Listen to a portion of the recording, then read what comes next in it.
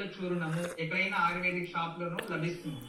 ఈ రాగి పళ్ళు చూర్ణాన్ని కట్టించుకొని రోజు 1 టీ స్పూన్ ఉదయము, రాత్రి 1 టీ స్పూన్ ఆ నీళ్ళల్లో లేదా పాలల్లో కలుపుకొని రోజుకి 2 టైమ్స్ ఒక 6 మంత్స్ యూజ్ చేయండి.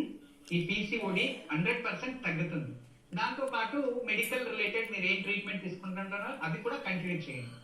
తర్వాత ఈ ఒక జాతక రీత్యా నేను చూసేదైతే పంచమ స్థానానికి అధిపతి గురు అంటుంటాం. సంతానానికి గురు అనుగ్రహం కావాలి. ఎప్పుడైతే శనివారం రోజు రావ చెట్టుకి వేప చెట్టుకి ఒక రాగి చెంబులో నీళ్లు కాస్త పోసి అందులోకి కాస్త పసుపు వేసుకోవాలి.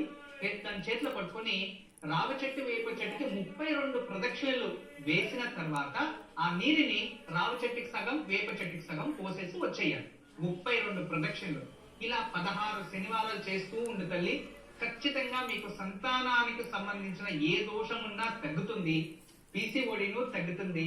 త్వరలోనే సంతాన యోగం ప్రాప్తిస్తుందమ్మా. పరమేశ్వరుని ఆశీస్సులు తల్లి. నమస్తే. లీలావతి గారు, విన్నారు కదా, మీకు సత్సంతాన ప్రాప్తి కోసం గురూజీ చెప్పినవన్నీ పాటించండి, తప్పకుండా శుభం జరుగుతుంది.